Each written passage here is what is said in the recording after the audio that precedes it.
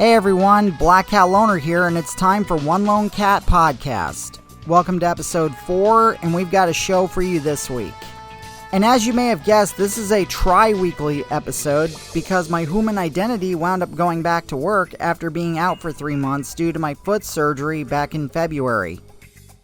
So anyway, the main event for this episode is another short story that was originally supposed to be the second episode of Tales of the Black Cat, where I face off against the bank robber. It's a story that I called Baby Go Boom. I might even name this episode after that story. Okay, so I launched another video on my channel, Black Cat Loner, hoping for a surge in views. As I waited, the comments flooded in. "This guy's hilarious," someone typed. "Lol. I can't stop watching," read another. I smirked at my screen. Everyone loved me, but as I scrolled, a few haters crept in. "This content is trash," one person wrote. "Stop embarrassing yourself," said another. I clenched my fists, feeling the familiar burn of anger. Who are they to judge me? But then a thought came back to me. What if instead of fighting back, I embraced them? So in my next video, I began by acknowledging the haters. "Hey, I see you out there," I said with a chuckle. "Thanks for the views, even if it's just hate watching." In some comments, I even add a $sign to thanks, which seems to imply that I'm actually making money off them hate watching me. To my surprise, the response was overwhelming. People loved the honesty and humor. My channel exploded with new subscribers and views. The haters even turned into fans. It turned out that everybody does it, watches and judges, but in the end, we're all just here for a good time. Okay, now that I got that bit of wishful thinking out of the way, time to move on. Originally, this episode was supposed to be a full review of the new Ghostbusters film, Frozen Empire, because it recently came out on digital. I actually wanted to see it in theaters, but since the movie came out while I was recuperating from my foot surgery, I ended up pre-ordering it instead. However, I found that I couldn't get enough material for a full review, so I did it as a short instead. As you know, this year marks the 40th anniversary of the original Ghostbusters movie. What better time to celebrate than with a new Ghostbusters movie, Frozen Empire? It picks up 2 years after Afterlife, where the Spengler family take their ghostbusting shtick to New York City, where the city faces a new threat from an ancient being who wants to usher in a new ice age. The movie has some good ideas, and a serious Ghostbusters movie can work, and it looks like they're moving the story forward. But if they want the franchise to move forward, they need to cut back on the fan service a bit. Still got some laughs out of it, though. Originally wanted this to be an episode of One Lone Cat Podcast, but I couldn't get enough material, so I decided to do it as a short instead. But it's still better than Ghostbusters 2016. See, I was still able to work Ghostbusters Frozen Empire into this episode. As I mentioned in a previous episode, many movies are celebrating their 40th anniversary this year, and that some of them are celebrating their anniversaries with new movies. Ghostbusters already had theirs. However, a little update. One of the movies that was initially supposed to be released this Christmas had moved to next May. And of course, I'm talking about the upcoming Karate Kid movie, pairing Ralph Macchio's Daniel LaRusso with Jackie Chan from the 2010 reboot to train a troubled Chinese kid in the martial arts. I actually expected this move, so that way it wouldn't interfere with Cobra Kai Season 6, which, by the way, finally got a release date on Netflix. The final season is going to be 15 episodes, broken up over 3 different dates. The first batch of episodes comes out on July 18th, with the second batch coming out in November, and the final batch coming out early next year. So that gives me a reason to reactivate my Netflix account. But of course, Cobra Kai isn't the only thing coming out on Netflix in July. And that brings me to the next movie that is celebrating its 40th anniversary with a new movie, and it comes out 4th of July weekend. The very long-awaited Beverly Hills Cop 4, or as it's subtitled, Axel F. The teaser dropped in December, and for me it was like welcoming an old friend back again. I mean, all I want is for this movie to be good. And as far as the teaser goes, it does look like it is. Eddie Murphy has been on a hot streak since his comeback on SNL in 2019, and his career has received new life on streaming sites like Netflix, similar to Adam Sandler, who, by the way, just greenlit Happy Gilmore 2 for Netflix. In the meantime, the full trailer for Beverly Hills Cop Axel F dropped the other day, and again, just like Joker 2 and the full trailer for Deadpool and Wolverine, this is my first time watching it. So without further ado, here we go. Good morning, everybody. It's another beautiful day here in Beverly Hills. What the hell was that?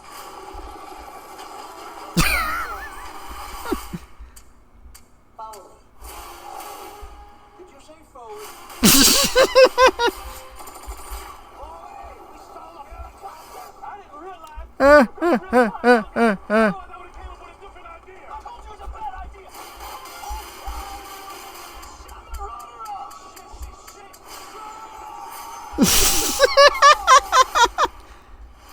This is very embarrassing. Part of me rather get locked up than get put in this little Fisher Price looking squad car. Jane, hey, this is your father. Before you hang up, I'm in town. I've been arrested. That's his daughter. Hello? You sure y'all paying y'all's bills? Because this phone don't work. This isn't my first time in Beverly Hills. Yeah, I saw that. 84, 87, and then 94. But this place has changed a bit. Well, please get back to 90210. You got a call from Bullet. He's in trouble now. What do you want from me? I want you to be a cop again. You gotta do something.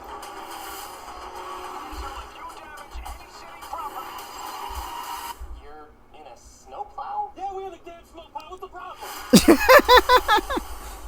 A lot of blind spots in the snowplow.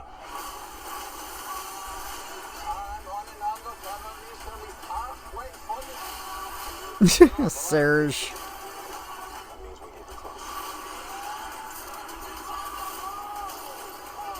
Don't say, everybody say. There's no seatbelt in the middle.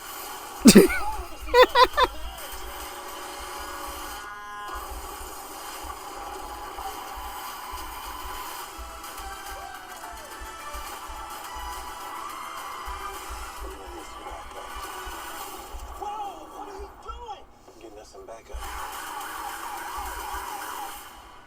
God, I missed you, Axel. So did I. Yes, it's R-rated. Yes. Holy crap. I am completely sold on this. I now can't wait for July 3rd. It can't come fast enough. Welcome back, Eddie. I also love that they added Neutron Dance into the trailer because that was in the first movie. Once again, I so can't wait for this. Sorry, I'm ad-libbing, but that's what trailer reactions are. Now, the story I'm about to tell you this week was originally supposed to be the second episode of Tales of the Black Cat, before I decided to turn it into a written short story to be part of my One Lone Cat short story compilation book. Then I looked at it and decided I could add it to this episode.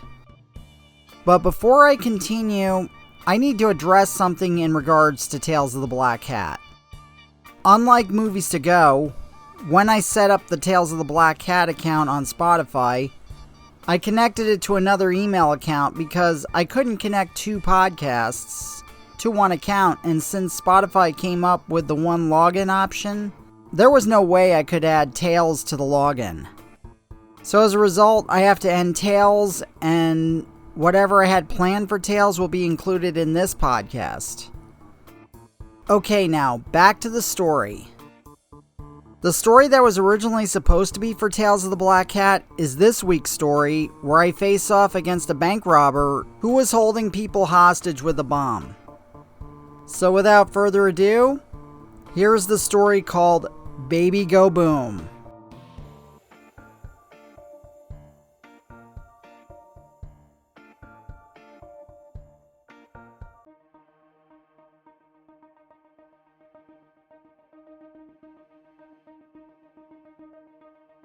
The scene at the First National Bank was tense. A congregation of police cars, ambulances, fire trucks, news vans, and a whole group of passerbys surrounded the outside of the building where they were taking selfies and making TikTok videos. SWAT units were standing by outside the doors to the lobby as though they were about to storm a third world dictator's fortress. Nobody knows for sure how it happened or what set off the chain of events that led to this moment. All I wanted to do was put some money in because, I gotta pay the bills. The last thing I needed was to be stuck in the middle of a hostage situation. I'm also sure that the 100 other people also being held hostage would agree with me. The person holding us hostage, a man I recognized as Todd Trickle, told us that he had a bomb and that he would detonate it if either any of us hostages tried to escape or the cops tried to break in. Question is, where was the bomb? The police didn't know that. None of us knew that, and that was the real dilemma. Outside, the police were contemplating their next move. What the fuck is going on here? Police Captain Stephen Fox asked. You got me, sir, SWAT leader Harvey Barrows replied anxiously. Barrows was a powerfully built man in his mid-30s with a proud history of being in the military behind him. No ransom requests, Fox remarked. No further warnings. Something doesn't add up. Fox, a 15-year veteran with the police department, was as spry as ever in his early 50s, has had his share of standoffs and hostage negotiation situations, but something told him that this situation was more tense than anything he had ever faced. We've been out here for 2 hours, Fox continued. I'm surprised that no one's even tried to call. Well, I'm ready to go in with my team, sir, Barrows replied, raising his assault rifle at the ready. This isn't fucking Iraq, Barrows, Fox shouted. He didn't really have a lot of respect for the gung-ho military hero types. You don't go in charging without knowing the score. Just then Fox's iPhone rings, his ringtone playing the Dragnet theme. Seriously? Barrows asked sarcastically. The Dragnet theme? Shut up, Fox replies as he pushed a button to answer the phone. Fox.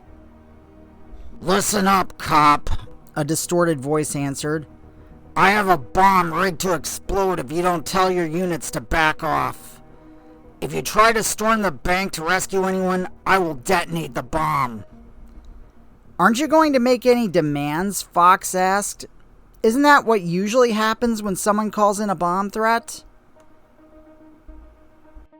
That's too predictable, the distorted voice replied. Besides, there's no fun in making demands as opposed to doing it just because you can.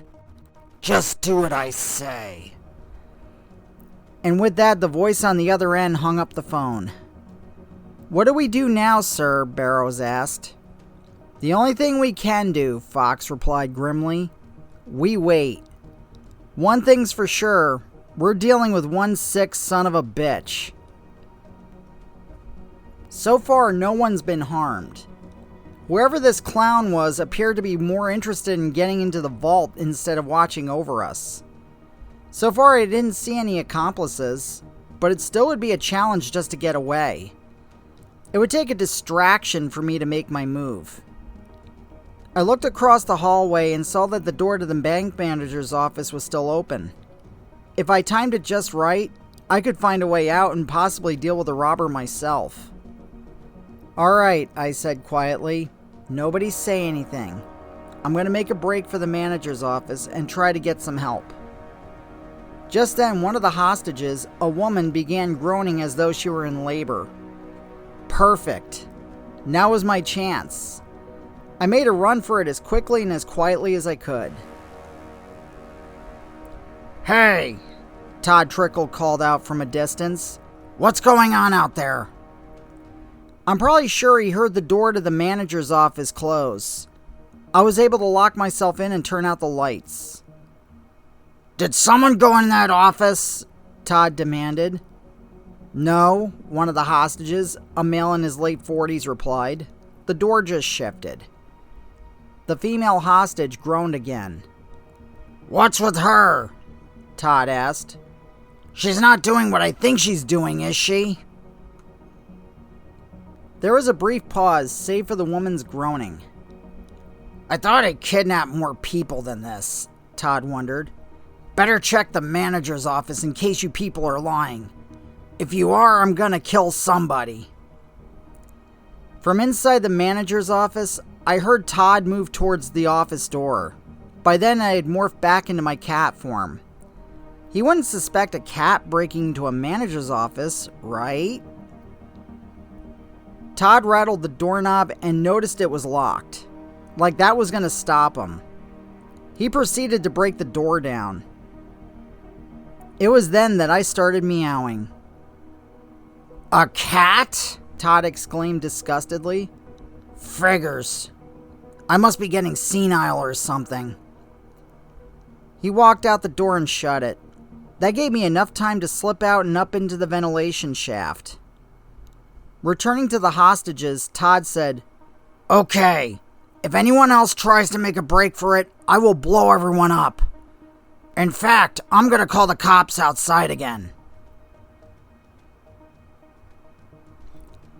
"Fox," the police captain answered as soon as his ringtone went off.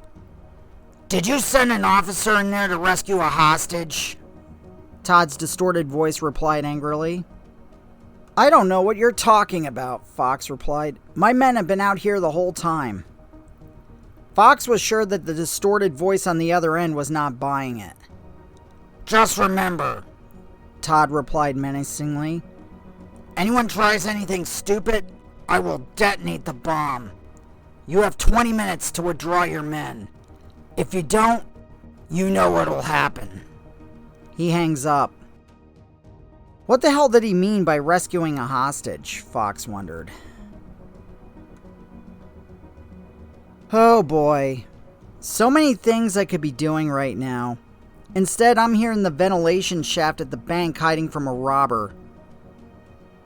Just then, my AI companion, Galena, decided to call me through my collar. Black cat, are you there?" "Yeah," I replied. "Just keep it down a little, Galena. I just got caught up in a hostage situation at the bank."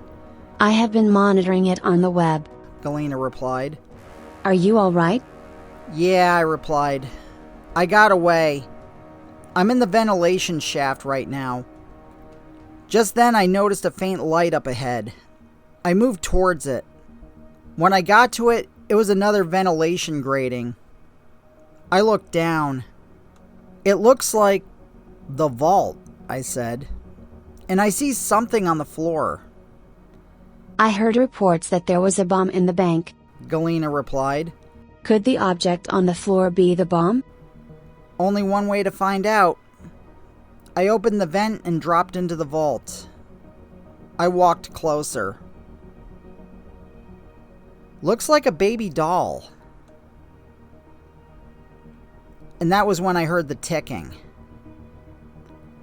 "Oh shit," I exclaimed. "I think I found the bomb." "Black cat, you're not thinking about defusing the bomb, are you?" Galena asked. She always knew what I was up to. That was why we worked so well together. "Shouldn't we wait for the police?" "There's no time for that, Galena," I replied urgently. "He could blow us all up if the cops even try to enter the bank. I hate to say it, but I'm the only hope these people have." "So what are we going to do?" Galena asked. "Pray I've watched enough cop movies to know what the hell I'm doing," I replied. I gently opened the doll. What I saw inside indicated that this was amateur work, right down to the sticks of dynamite, the ticking clock, and the colored wires. What I saw inside indicated that this was amateur work, right down to the sticks of dynamite, the ticking clock, and the colored wires. There was a red wire, a blue wire, and a green wire. I mean, this should be easy enough. After all, I have built-in wire clippers. My claws came out ready to go. "Black cat, are you sure this is a good idea?" Galena asked. "You'll have to trust me, Galena," I replied. Like I said, I'm the only hope these people have. My concentration returned to the bomb. If my cop movie logic served me correctly, it was usually either the blue or the green wire that you had to disconnect in order to defuse a bomb. Okay, Claus, I said to myself, don't fail me now. Please be blue. No whammies, and... My claw slices through the blue wire like a knife through butter. The ticking suddenly stopped. Black Cat, did you get it? Galena asked. I think so, I replied. It stopped ticking. I'm sorry I doubted you, Black Cat. Galena said calmly. Your knowledge of cop movies saved the day. It's alright, Galena, I replied. It happens to the best of us, even to AI.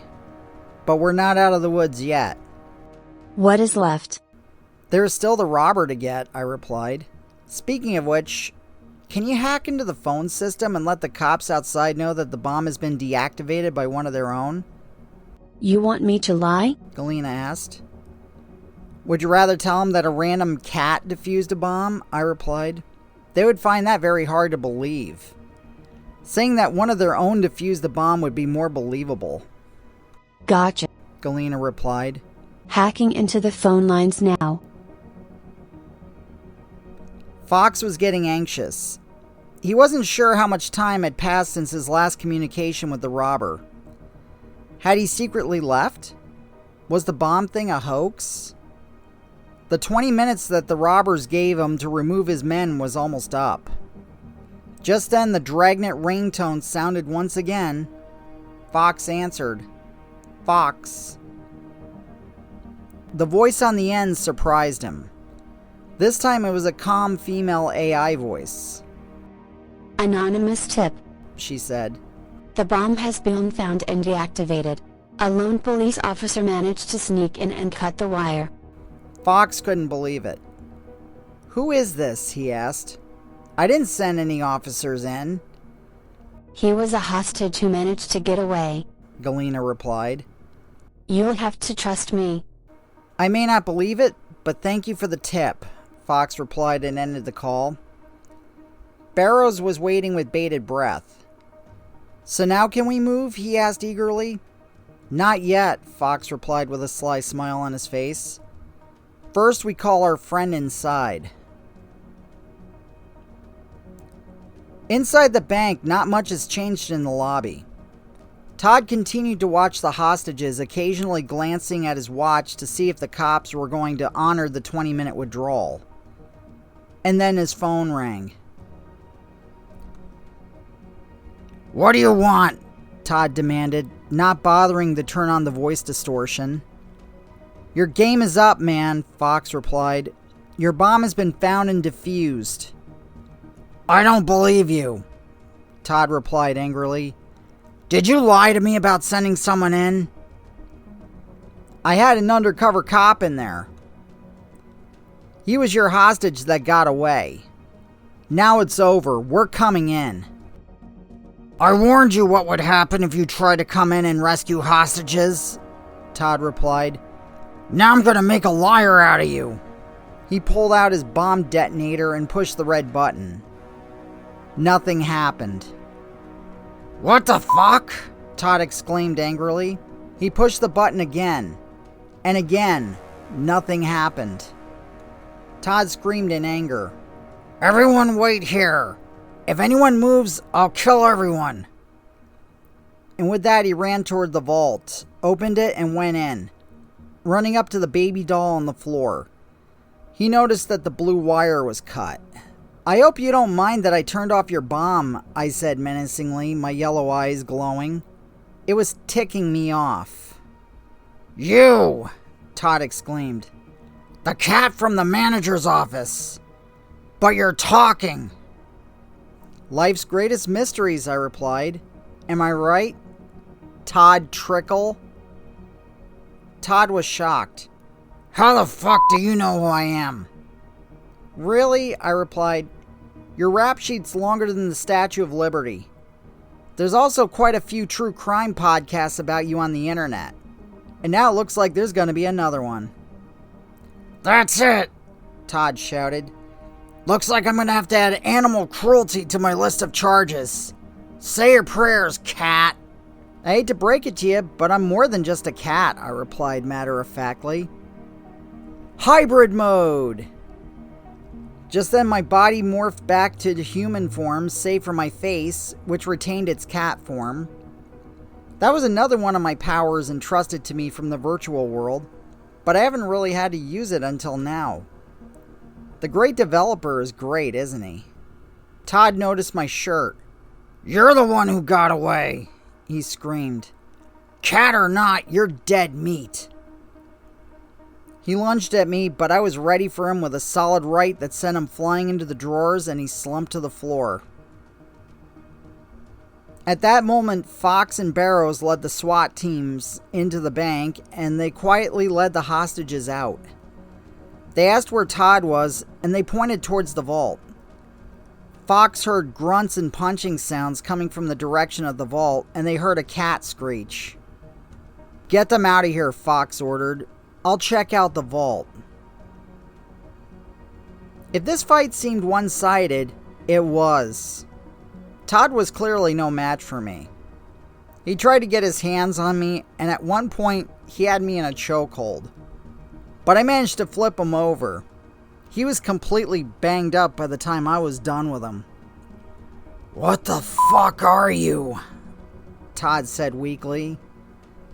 I grabbed him by the collar. I'm Black Cat. I dropped him to the ground and he lost consciousness. I then heard the sound of the vault door opening.